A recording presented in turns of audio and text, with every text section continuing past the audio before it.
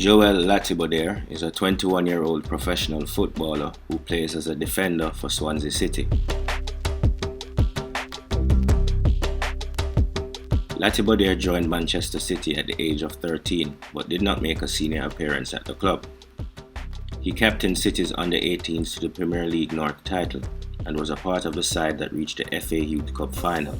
He went on loan to FC Twente for the 2019-2020 Eredivisie season, where he had 5 appearances and scored once. In October 2020, Latibeaudiere joined Swansea City on a 3-year contract. So far, he has made 10 appearances for Swansea.